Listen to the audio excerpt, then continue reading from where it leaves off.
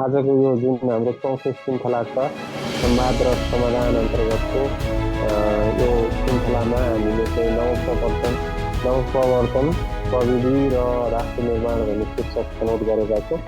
म्यामले चाहिँ आज ज्येष्ठ पनहरूको रूपमा यहाँ उपस्थिति जनाइरहँदाखेरि आजको जुन सत्र छ यसमा आफ्ना टिप्पणीहरू होइन भोलिको दिनमा हामीले अझ कसरी अगाडि बढ्यो भने देशले चाहिँ समग्रतामा विकासको पाइलालाई चाहिँ सहज रूपमा पछ्याउन सक्छ, समृद्धिको बाटोमा लम्कन सक्छ। यहाँको विचार चाहिँ राखिदिनु होला।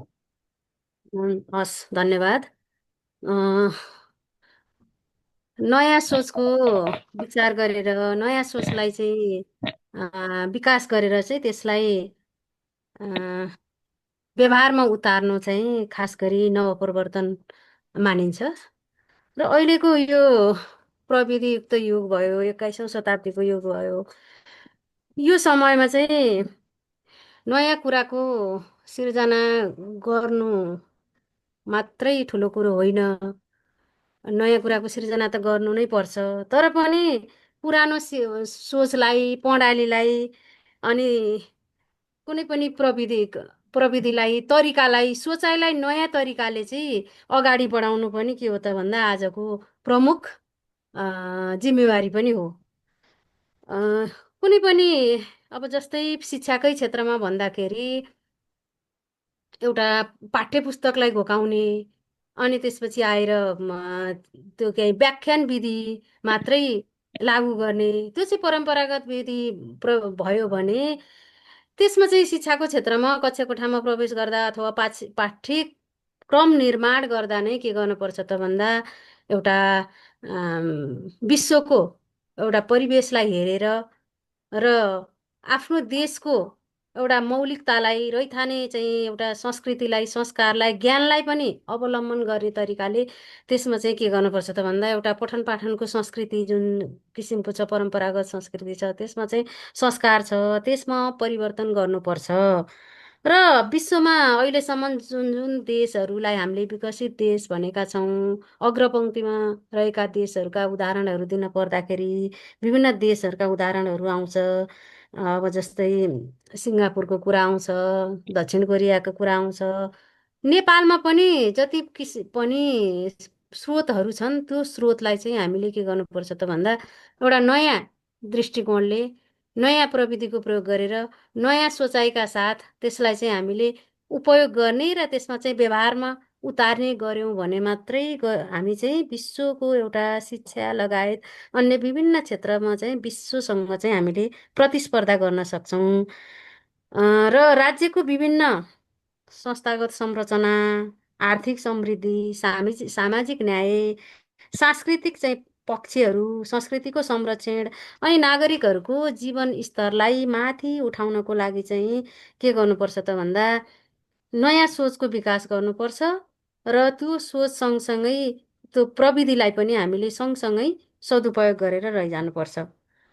त्यसो भयो भने मात्रै एउटा समृद्ध राष्ट्र निर्माणको चाहिँ आधार बन्न सक्छ। हामीले समृद्ध राष्ट्र निर्माणको चाहिँ आधार तयार गर्न सक्छौँ। र नेपालको सन्दर्भमा भन्नुपर्दा नेपालको संविधानले नै के भनेको छ त भन्दा समाजवाद उन्मुख समावेशी समृद्ध राष्ट्र निर्माणको लक्ष्यको चाहिँ एउटा निर्धारण गरेको छ। त्यसलाई चाहिँ हामीले त्यो लक्ष्यलाई प्राप्त गर्नलाई के गर्नुपर्छ त भन्दा नवप्रवर्तनलाई नै नीतिगत रूपमा चाहिँ प्राथमिकता दिनु पर्यो। डिजिटल चाहिँ एउटा शासन चाहिँ पद्धतिको विकास गर्न पर्यो अनि स्मार्ट कृषि प्रविधिमा आधारित शिक्षाहरूको विकास गर्नु पर्यो। स्वास्थ्य सेवामा चाहिँ त्यसरी नै नयाँ किसिमको चाहिँ मोडलको विकास गर्नु पर्यो। अनि त्यसपछि आएर विपद व्यवस्थापनको जस्तै अब नेपालमा त कतिपय अब बाढी पहिरोको कुराहरू गर्दाखेरि, प्राकृतिक प्रकोपको कुरा गर्दा पनि के हुन्छ त भन्दा विपद व्यवस्थापनमा हामी एकदम त्यो पछाडि छौँ सूचनाको हकमा। त्यो सूचनालाई पनि के गर्नुपर्छ त भन्दा एउटा नयाँ सिस्टम र नयाँ प्रविधिको चाहिँ विकास गरेर चाहिँ त्यसलाई तुरुन्तै विपत्ति व्यवस्थापन सम्बन्धी सूचनाहरू दिने, त्यो पनि गर्नुपर्छ। यावत क्षेत्रमा मैले शिक्षाको क्षेत्रमा मात्रै कुरा नगरिकन अहिले अलिकति बढी विषयमा पनि मैले गरेँ, कृषिको क्षेत्रमा भयो अनि त्यसपछि आएर विज्ञान प्रविधिको क्षेत्रमा भयो, अनि शैक्षिक चाहिँ शिक्षण पद्धतिको क्षेत्रमा भयो, अन्य विभिन्न जस्तै अब अहिले आएको छ विभिन्न कुरामा चाहिँ हामी अनलाइन सेवाको कुरा पनि आएको छ नि। त्यसलाई अब मोबाइल बैङ्किङदेखि लिएर त्यसलाई चाहिँ अनलाइन भुक्तानी, अनि त्यसपछि आएर डिजिटल भुक्तानी भन्नुपर्छ त भनौँ त्यसलाई। यी कुराहरूमा पनि के गर्नुपर्छ त भन्दा हामीले सकारात्मक प्रयासहरू अलिअलि सुरु भएको छ, त्यसलाई सकारात्मक रूपमा चाहिँ हामीले व्यवहारमा प्रयोग गर्दै जानुपर्छ। शिक्षाको क्षेत्रमा नयाँ प्रवर्तन, नवप्रवर्तन भन्नाले चाहिँ के हो त भन्दा एउटा अनुसन्धान पद्धतिलाई पनि हामीले सँगसँगै लिएर जानुपर्छ। विद्यालयदेखि विश्वविद्यालयको पाठ्यक्रममा चाहिँ एउटा जिज्ञासायुक्त, खोजमूलक, त्यसपछि आएर समालोचनात्मक चाहिँ चिन्तनका कुराहरू भयो।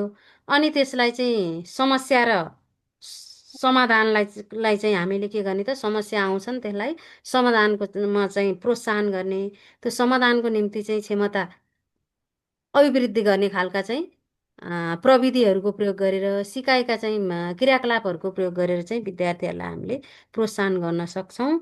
त्यसैले आज चाहिँ के हुन्छ त भन्दा सिपको सिकाइ, अनि त्यसपछि आएर सिप के अरे चाहिँ सिकाइ सँगसँगै अथवा पठन पाठन सँगसँगै श्रमलाई पनि जोडेर, अनि त्यसपछि आएर सिकाइमा आधारित प्रमाणपत्रमा मात्रै नभइकन एउटा सिकाइमा अनि श्रममा आधारित शिक्षा र त्यसलाई चाहिँ के गर्ने त भन्दा व्यावहारिक रूपमा चाहिँ परिवर्तन गर्ने खालका शिक्षाहरू चाहिँ के गर्नुपर्छ त भन्दा विद्यालयले, विश्वविद्यालयले, विभिन्न अनुसन्धानमूलक संस्थाहरूले लागू गर्नुपर्छ भन्ने मलाई लाग्छ। र त्यो वातावरणको लागि चाहिँ सरकारले नै के गर्नुपर्छ त, नीति निर्माण तहदेखि नै त्यसलाई सुधारेर लैजानुपर्छ। कस्तो खालको चाहिँ आज चाहिँ कस्तो खालको पठन पाठन आवश्यक छ, आजका विद्यार्थीहरूलाई विश्व प्रतिस्पर्धामा, विश्वमा चाहिँ एउटा प्रतिस्पर्धात्मक एउटा विद्यार्थीको रूपमा चाहिँ कसरी हामीले चाहिँ उनीहरूलाई सिकाउने, कसरी सशक्त बनाउने, त्यसमा चाहिँ के हुन्छ त भन्दा शिक्षाको नीति निर्माण तहदेखि नै विश्वविद्यालय स्तरमा चाहिँ र शिक्षण सिकाइ क्रियाकलापमा चाहिँ ती कुराहरू भर पर्ने हुनाले के गर्नुपर्छ त भन्दा हामीले विभिन्न चाहिँ सिकाइ केन्द्रहरूलाई एउटा प्रविधियुक्त अनि नयाँ सोचमा आधारित र नयाँ पुरानो सिस्टमलाई पुरै निर्मूलीकरण होइन कि त्यसलाई परिमार्जन गर्दै गर्दै लगेर चाहिँ हामीले के गर्न सक्छौँ त भन्दा एउटा नयाँ सोचको विकास गर्न सक्छौँ, व्यवहारमा सकारात्मक रूपमा व्यवहारमा अगाडि बढाउन सक्छौँ। र एउटा चाहिँ के हुन्छ त भन्दा नवप्रवर्तनको चाहिँ शिक्षामा नवप्रवर्तनको थालनी हुन्छ। मैले यही नै भने, गज्याङ गुजुङ जस्तो भयो कि हजुरले फेरि पनि मलाई क्रस क्वेसन गर्नुभयो भने मात्रै सजिलो होला।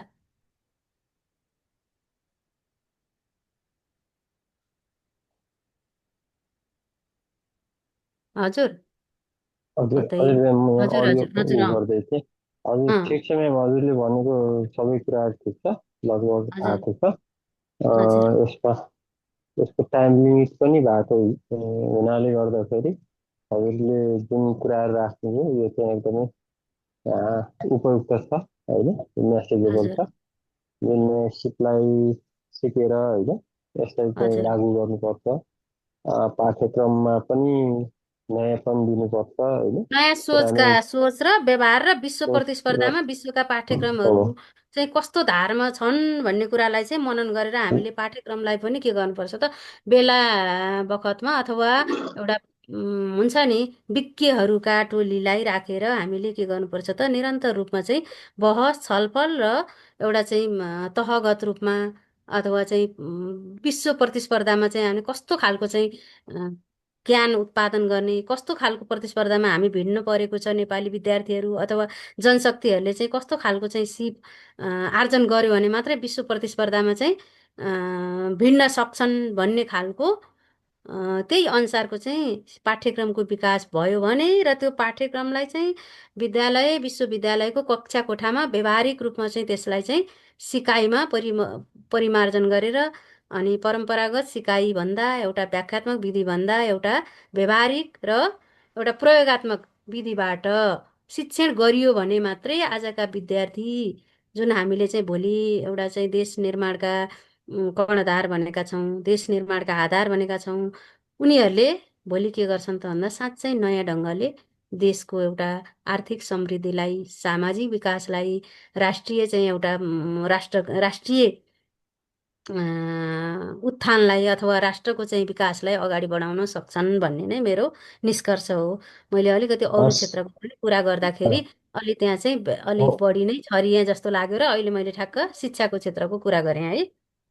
हजुर होइन हजुरले धेरै नै क्षेत्र कृषिदेखि लिएर होइन विविध हजुर क्षेत्रहरूमा स्वास्थ्य क्षेत्रहरूमा समेत चाहिँ नि यो जुन आइटी सेक्टर छ यसलाई जोडेर प्रविधिलाई जोडेर होइन नवीनपन हजुर दिनुपर्छ हजुर अहिलेको नवप्रवर्तन शिक्षा लगायत आर्थिक क्षेत्र नवप्रवर्तनलाई लगायत हो सामाजिक विकासको क्षेत्र लगायत राष्ट्र निर्माणको सबैतिर जुनसुकै अब सेक्टरमा पनि जस्तै लागू गर्नुपर्छ भन्ने त्यो चाहिँ नयाँ सोच ल्याउनुपर्छ भन्ने मेरो चाहिँ बुझाइ छ के। हजुर हजुरलाई धेरै धेरै धन्यवाद छ म्याडम स्वागत छ नमस्कार हजुर सबैलाई। अब हजुर फेरि पनि मलाई चाहिँ आज सेसन चेयरको उसमा निमन्त्रणा गरिदिनु भएकोमा धेरै धेरै धन्यवाद। आज एउटा युथ थियो भने भोलि फेरि उनीहरू एउटा एजमा जालान्, अर्को फेरि आउँछ है। त्यो अनुसार हजुर यो संवाद भनेको यो रिलेटेड सधैँ हुनैपर्छ। अब यसमा मैले आफ्नो केही धारणा राख्नु पर्दा चाहिँ अब अहिले हामी फर्चुनेट पनि छौँ, किनकि अहिले हाम्रो नेपालको युथ चाहिँ धेरै भएको टाइम हो र अब यसमा युटिलाइज गर्न सक्यो भने हाम्रो देशले अब फड्को मार्ने बेला पनि छ। तर विडम्बनाका साथ भन्नुपर्दा चाहिँ युथहरू चाहिँ नेपालमा बसेर केही गर्ने भन्दा पनि यो चाहिँ यहाँको युथको इनर्जी चाहिँ अरू देशहरूले चाहिँ युटिलाइजेसन गरेको देखिरहेको छ होइन। अब मेन च्यालेन्ज भनेकै अब त्यो युथलाई चाहिँ कसरी नेपालमै रिटेन गरेर चाहिँ यहीँ स्वरोजगारी रोजगारी होइन चाहिँ गरेर जो चाहिँ यहीँ बस्न चाहनुहुन्छ। अब पहिलाको संवादमा पनि अब हामीले डिस्कस गरेकै हो। अब यहाँको धेरैजना अपर्च्युनिटी नदेखेर बाहिर जानुभएको छ भने कोही कोही चाहिँ रहर बाध्यले पनि जानुभएको छ, देखासेखीले पनि जानुभएको छ होइन। अब अर्को कुरो भनेको चाहिँ अब इनोभेसनकै कुरो हेर्ने भयो भने अब हाम्रो अहिले यो प्रविधिको युगमा चाहिँ जति पनि हामीले वर्ल्डकै टप 10 हेऱ्यौँ भने पनि लगभग त्यसमा 5जना 6जना चाहिँ सामान्य आइटी फिल्डबाट चाहिँ उहाँहरू पर्नुहुन्छ। र उहाँहरूको चाहे फेसबुक चाहे चाहिँ माइक्रोसफ्टदेखि धेरै कुरो हेऱ्यो भने चाहिँ उहाँहरू चाहिँ एकदम युथमै चाहिँ त्यो सबै जुन कारण जुन सफ्टवेयर डेभलपमेन्टको कारण उहाँहरू चाहिँ अहिले संसारकै धनी हुनुभएको छ, त्यो चाहिँ आफ्नो युथ अर्ली 20s होइन यस्तै ताकै हुनुभएको छ। र म आफै पनि पढाउने पेसामा भएकोले इक्जाम्पल दिँदाखेरि चाहिँ आइटी स्टुडेन्टलाई चाहिँ के भनिरहेको हुन्छ नि, यो तपाईँहरूको जुन जस्ट ग्रेजुएसन स्टार्ट गरेर यो थर्ड इयर फोर्थ इयर गर्दाखेरिकै प्रोजेक्ट चाहिँ अलिकति समाजलाई इम्प्याक्टफुल पार्ने खाले छन् भने त्यसैले पनि भोलि चाहिँ ठुलो स्केलमा मेबी अर्को फेसबुक होइन मेबी माइक्रोसफ्टहरू पनि हुन सक्ला, त्यो थाहा हुँदैन। त्यस कारण प्रोजेक्टहरू हामीले जुन गर्ने छ त्यो चाहिँ एउटा गर्नको लागि गर्न मात्रै होइन कि त्यसले चाहिँ सोसाइटीका प्रब्लमहरू त्यसले सल्भ गर्न सक्ने खालेले हामीले चाहिँ गर्न सक्यौँ भने त्यसले चाहिँ अर्कै स्वरूप बिस्तारै लिन्छ भन्ने पनि भनिरहेको हुन्छु। र अब युथहरूलाई चाहिँ एउटा सही च्यानलमा लाने गभर्मेन्टले नि त्यो पोलिसी बनाउनेहरू गर्यो भने चाहिँ हाम्रो देशको पनि केही दशकमा हामीलाई इच्छा त अब केही वर्षमै होस् भन्ने चाहना त हुन्छ। तर अब सिङ्गापुरको इक्जाम्पल अझै विशेष गरेर चाइनाहरूको इक्जाम्पल वा कोरियाको इक्जाम्पलले भने चाहिँ अब कुनै पनि विकसित देश जुन विकासमुख वा कम विकसितबाट एउटा विकसित मुलुक वा मा जान चाहिँ केही दशक चाहिँ लागेकै देखिन्छ। तर जति पछि भयो त्यो चाहिँ हामीले राम्रोसँग कामहरू गऱ्यौँ भने चाहिँ हामीले चाहिँ त्यो दशकहरू त्यो वर्षहरू चाहिँ घट्दै गएको पनि देख्न सक्छौँ। जुन चाइनाकै हामीले इक्जाम्पल लियौँ भने कुनै बेला चाइना इन्डिया एउटै पोइन्टमा थियो भने अहिले अब चाइनाले हालसालकै हेऱ्यो भने पनि सायद एआईमा चाहिँ अमेरिकालाई मात दिन आँट्या हो कि भने जस्तो पनि हामी चाहिँ पत्र पत्रिका वा न्युजहरूमा चाहिँ हेर्छौँ। अनि त्यो युथलाई कसरी लाने र फेरि युथलाई चाहिँ कस्तो देख्छु भने कसरी चाहिँ स्कुलिङ गर्ने भन्ने पनि एकदम इम्पोर्टेन्ट कुरो हो।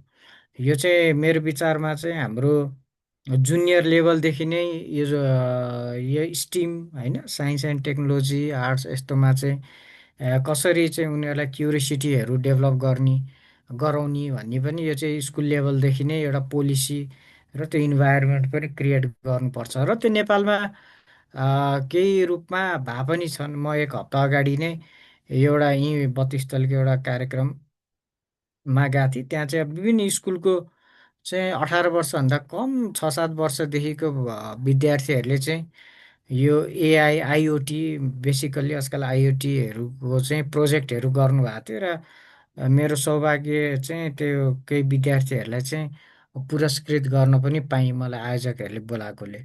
भनेपछि केही काम भइ पनि रहेछन्। तर जसरी चाइनाले चाहिँ आफ्नो चाहिँ त्यो जुन एजुकेसन वा 5-6 क्लासदेखि चाहिँ एआई एउटा पढ्नुपर्ने र टेक्नोलोजीमा चाहिँ सबैजना होइन अपडेट हुनुपर्ने जुन नीति छ सायद त्यसकै केही दशक अगाडिदेखिको उनीहरूको निरन्तर प्रयासले होला हामीले डिपसिकदेखि विभिन्न एआईको सफ्टवेयरहरू होइन च्याटबटहरू चाहिँ भएको पनि देख्छौँ जुन चाहिँले चाहिँ च्याट जिपिटीहरू जस्तो धेरै अमेरिका वा युरोपमा बनेका च्याटबटहरू वा एआई टुल्सहरूलाई चाहिँ उनीहरूले कडा चाहिँ प्रतिस्पर्धा होइन च्यालेन्ज दिइरहेछन्। भनेपछि हाम्रो सायद नीति पनि अलिकति दूरदराज जताको स्कुल भए पनि अलिकति टेक्निकल ड्रिभन वा टेक्नोलोजी चाहिँ कसरी इन्ट्रोड्युस गर्ने स्टिमहरूलाई चाहिँ कसरी गर्यो भने चाहिँ हाम्रो पनि केही दशक वा केही वर्षमा चाहिँ यो इनोभेसनहरू चाहिँ हाम्रो विद्यार्थी जुन युथले पनि इनोभेसनहरू चाहिँ चाहिँ अझै बेसी जानुहुन्छ जस्तो चाहिँ मेरो छ। अब थप यसमा झन् अरू वक्ताहरूले यसमा झन् थप प्रकाश पार्नुहुन्छ भन्दै म अहिलेलाई चाहिँ बिदा हुन पाएँ। फेरि पछि भन्नु छ केही पऱ्यो भने म फेरि आउँछु। धन्यवाद। समीर सरलाई धेरै धेरै धन्यवाद। अहिलेको यो जुन नवप्रवर्तन प्रविधि र राष्ट्र निर्माण भन्ने जुन आजको हाम्रो 4औं श्रृङ्खलाको चाहिँ संवादको शीर्षक छ यसमा आफ्ना गहन विचारहरू चाहिँ यहाँले प्रस्तुत गर्नुभयो। सरलाई धेरै धेरै धन्यवाद छ। विशेष गरी हाम्रा जति पनि जनशक्ति छन् देशका लागि चाहिँ उपयोग भइरहेका छन्। देशका लागि त्यति जुन मात्रामा हामीले यहीँ राखेर चाहिँ उहाँहरूबाट फाइदा लिनुपर्ने थियो त्यो चाहिँ नै त्यति हुन सकिरहेको छैन। जुन चाइनाले पछिल्लो समय गरेको जुन लगानी र मेहनत छ आइटी सेक्टरमा त्यसले नवप्रवर्तनको क्षेत्रमा समेत कुनै चाहिँ सघाउ पुगेको छ भन्ने सन्दर्भ चाहिँ यहाँले राख्नुभयो। यो निकै नै अहिलेको जल्दो बढ्दो समसामयिक विषय र यथार्थ चित्रण त्यो यहाँको तर्फबाट सरलाई फेरि पनि धन्यवाद व्यक्त गरेँ। मैले कौशिला रिसाल म्यामलाई देखिरहेको छु। म्याम स्वागत छ हजुरलाई। नमस्कार, धन्यवाद है। म यहाँ अलि ढिलो भएँ क्या खोल्दा खोल्दै यस्तै भयो ल्यापटपमा खोल्नलाई है सजिलो हुन्छ भनेर। हजुर ठिकै छ म्याम, अहिले चाहिँ अलिकति समय होइन प्राविधिक कारणले गर्दाखेरि भइहाल्छ। केही छैन। यहाँले उपस्थिति जनाइदिनुभयो त्यसको लागि सर्वप्रथम धेरै धेरै धन्यवाद व्यक्त गर्न चाहन्छौँ। हुन्छ। अब यहाँ मैले प्रमुख सरलाई देखिरहेको छु। प्यानलिस्ट हुनुहुन्छ सर आजको। सर स्वागत छ यहाँलाई। हस्, धन्यवाद सर। आजको जुन हाम्रो यो श्रृङ्खला छ संवाद र समाधानको यसमा हामी आज नवप्रवर्तन प्रविधि र राष्ट्र निर्माण शीर्षकमा बहस गरिरहेका छौँ।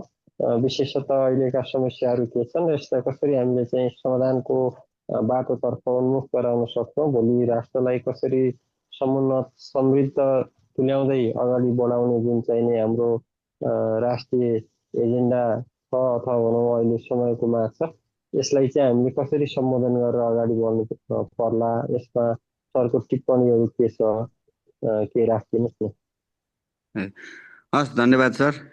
लु, सबैलाई मैले नमस्कार गरेँ। यस महत्त्वपूर्ण कार्यक्रम संवाद र समाधान सञ्चालन गर्नुहुने यो हाम्रो आयोजक टिम तथा यस कार्यक्रमको माध्यमबाट म सम्पूर्ण यो हाम्रो उज्जवल भविष्यको बाक युवाहरूलाई हार्दिक नमन गर्न चाहन्छु। आज यो हाम्रो नवपरिवर्तन, त्यस पछाडि हजुरको प्रविधि र राष्ट्र निर्माण, यो youth innovation and future of Nepal जस्तो सान्दर्भिक यो अहिले सान्दर्भिक विषय छ। अब हामीलाई यो अहिलेको युग चाहिँ विशेष गरी यो विश्व नै अहिले तीव्र गतिमा परिवर्तन भइरहेको छ। अनि यो विकास चाहिँ परिवर्तन चाहिँ कसरी भइरहेछ भने हजुरको प्रविधि र सृजनशील सोचहरूले देशहरू चाहिँ अलिक विकास भइरहेको छन्। अब यस्तो समयमा नेपालको युवाहरूले चाहिँ केवल यो भविष्यमा यो नेता मात्रै बन्ने भन्दा पनि यो परिवर्तनको वाहक भएर उभिनुपर्छ जस्तो मलाई लाग्छ। यो नवपरिवर्तन भन्ने जुन आज हाम्रो टपिक छ, यो भनेको चाहिँ केवल यो नयाँ प्रविधिको प्रयोग गर्नु मात्र होइन। यसले चाहिँ हामीले जुनै पनि समस्याहरू चाहिँ आउँछ दैनिक जीवनमा, यो समस्याहरूलाई चाहिँ नयाँ तरिकाले हेर्ने दृष्टिकोण पनि हो जस्तो लाग्छ। अब अघि पूर्ववक्ता म्यामले सरले केही कुरा राख्नुभयो। यो हाम्रो देशमा चाहिँ सबै क्षेत्रमा विभिन्न किसिमको चुनौतीहरू छन्, तर मलाई लाग्छ यो हरेक चुनौतीहरूभित्र अवसर पनि छ। अब यदि हाम्रो देशले चाहिँ सृजनशील सोच, सहकार्यलाई प्राथमिकता दिने, युवाहरूले यो सबै कुराहरूलाई प्रविधिलाई अलिकति बढी जोड्दै जाने, सहकार्य गर्दै जाने हो भने चाहिँ यो चुनौतीहरूलाई पछि हामीले चाहिँ तपाईँको उपलब्धिमा पनि बदल्न सकिन्छ जस्तो मलाई लाग्छ। अब यो प्रविधिले आज संसारलाई सानो घेरामा राखिदिएको छ, राख्न चाहिँ। तर अब अहिले त झन् तपाईँको प्रविधिले यो एआई आयो, के आयो, सबैले काम गर्ने तरिका त परिवर्तन गरेको छ नै। काम गर्ने तरिका मात्रै होइन, यसले चाहिँ तपाईँको यो हामीले सोच्ने पनि तरिका परिवर्तन गरिदिएको छ जस्तो लाग्छ। अब राष्ट्र निर्माणमा यो विशेष गरी हामी चाहिँ विकसित राष्ट्रहरू पनि हेर्छौँ। यो राष्ट्र निर्माणमा चाहिँ सरकारको मात्रै दायित्व नभएर यो चाहिँ सम्पूर्ण नागरिकहरूको पनि दायित्व हो जस्तो लाग्छ मलाई। विशेष गरी युवाहरूले चाहिँ आफ्नो नयाँ सोच, प्रविधिलाई देशको विकाससँग जोड्ने आवश्यक छ। युवाहरूबाट हुने सामाजिक यो अभियान जुन छ, नवीन सोचले मात्रै देशको मुहार फेर्न सक्छ जस्तो मलाई लाग्छ। अब अस्ति भर्खरै हामीले यो जेनजेट रिभोल्युसन्स पनि हेऱ्यौँ। यो भनेको तपाईँको उमेर समूहको कुरा मात्र होइन, यो सोच, साहस, सृजनशीलताको क्रान्ति हो जस्तो मलाई लाग्छ। अब अहिलेको यो पुस्ताहरू चाहिँ प्रश्न गर्न डराउँदैनन्, समाधान बढी खोज्छन्। अब किनभने यिनीहरू चाहिँ बढी तपाईँको प्रविधिसँग नजिक पनि छन्। अनि त्यस पछाडि अहिलेको युवाहरूसँग चाहिँ तपाईँको भविष्य निर्माण गर्ने शक्ति पनि छ जस्तो मलाई लाग्छ। अब नेपाल जस्तो यो सम्भावनाले भरिएको देशमा युवाको त झनै महत्त्वपूर्ण भूमिका छ, किनभने हरेक विकासशील राष्ट्रहरूमा जब यो प्रविधि आयो, प्रविधिसँग जोड्दै सृजनशील सोचहरू जोड्दै जब अगाडि बढ्दै जान्छन् अनि विकासशील राष्ट्रहरू निर्माण भएका छन्। अब यसको लागि चाहिँ हामीले त्यो यो यसमा स्टार्टअप कल्चर भन्छ, यसमा चाहिँ यो हुन आवश्यक छ। यसको लागि चाहिँ हामीले सही वातावरण पनि, इनोभेसन जुन इन्भाइरोमेन्ट हुन्छ त्यो पनि हुनु पर्यो, अवसरहरू हुनु पर्यो, मार्गदर्शन हुनु पर्यो, लगानीहरू हुनु, उद्यमशील हुनु पर्यो। यो सबै कुराहरूले मात्रै समृद्ध देश बन्न सक्छ भन्ने मलाई लाग्छ। अब यो हामीले युवालाई चाहिँ कसरी सशक्त बनाउन सक्छौँ होला त भन्नेमा चाहिँ सुरुमा त हामीले नवप्रवर्तनलाई नै प्रोत्साहन गर्नुपर्छ जस्तो लाग्छ। अब यो गल्ती गर्न जब सफलता त्यो मान्छेले मात्रै हासिल गर्छ जो मान्छे चाहिँ गल्ती गर्दै सच्चिँदै अगाडि बढ्छ। अब गल्ती गर्न त्यति धेरै नडराउने, तर त्यसलाई करेक्सन गर्ने संस्कारको विकास गर्नलाई हामीले अलिकति बढी जोड दिनुपर्ने हुन्छ। अब यो प्रविधि अपनाउने क्षमता पनि बढाउनु पर्यो युवाहरूमा। प्रविधि आजको त डिजिटल युगमा प्रविधिको मात्र काम छ, यो त एउटा अवसर पनि हो, अनि पहिचान बनाउन सक्छ प्रविधिले। अनि हामीले अहिले चाहिँ के पनि गर्नु पर्यो भने यो समृद्ध बनाउनलाई चाहिँ युवा नेतृत्वको पनि विकास गर्नु पर्यो। जब युवाले निर्णय प्रक्रियामा स्थान पाउँछ तब मात्र समाजले नयाँ दृष्टिकोण पाउँछ। नेतृत्व चाहिँ हजुरको उमेरले होइन, दृष्टि र जिम्मेवारीले तय गर्ने हुन्छ। त्यही भएर हामीले चाहिँ भविष्यको नेता युवालाई बनाउने भन्दा पनि आजकै परिवर्तनको अभियन्ताको रूपमा चाहिँ हामीले निर्माण गर्नुपर्ने हुन्छ जस्तो मलाई लाग्छ। अनि त्यस पछाडि यो सबै कुराहरूको लागि चाहिँ हामीले सबैजनाले प्रविधिसँग जोड्दै सहकार्य गरेर अनि यो मेन्टरिङहरू गरेर अगाडि बढ्नुपर्ने हुन्छ। नयाँ सोचहरूलाई अगाडि बढाउँदै अनि भविष्यको तयारी गर्नुपर्ने हुन्छ। अब त्यसको लागि चाहिँ निरन्तर प्रयास, वातावरण पनि चाहियो, लगानीहरू पनि हुनु पर्यो, हरेक तवरबाट दीर्घकालीन सोचहरू हुनु पर्यो। यी सबै कुराहरूले गर्दाखेरि मात्रै यो सम्भव हुन्छ। अब म चाहिँ यो कार्यक्रम मार्फत सम्पूर्ण युवा साथीहरूलाई के पनि भन्न चाहन्छु भने ठुलो सोच राख्नु पर्दछ, नयाँ प्रयास गर्नुपर्दछ र परिवर्तनको नेतृत्व लिन चाहिँ डराउनु पनि हुँदैन भन्न चाहन्छु। यदि यो भयो भने चाहिँ समृद्ध र सक्षम आत्मनिर्भर नेपाल निर्माण हाम्रो सपना होइन, यो यथार्थ पनि बन्छ कि जस्तो मलाई लाग्छ। यति भन्दै मेरो यो विषयमा आफ्नो भनाइहरू यति राखेँ। थपघट केही भए म त्यसको लागि तयारी थिएँ सर। धन्यवाद। हुन्छ प्रमोद सर, यहाँलाई धेरै धेरै धन्यवाद छ। एकदम नवीन कुराहरू होइन, अत्यन्त सान्दर्भिक कुराहरू यहाँले चाहिँ राख्नुभयो होइन। प्रविधिले सानो घेरामा राखेर काम गर्ने मात्र होइन, सोच्ने तरिकालाई नै यसले चाहिँ बदल्छ होइन। अनि युवाहरूले प्रश्न गर्न अहिलेको युवाहरू कति पनि डराउँदैनन् होइन। अहिले उनीहरू समाधान उन्मुख पनि भइरहेका छन्। यो चाहिँ प्रविधिले गर्दा नै हो, उमेरले होइन, दृष्टि र दृष्टिकोणले चाहिँ नै नेतृत्वको काबिलता चाहिँ निर्धारण गर्छ भन्ने जस्ता निकै गहन कुराहरू राख्नुभयो। त्यसको लागि धेरै धेरै धन्यवाद छ सरलाई।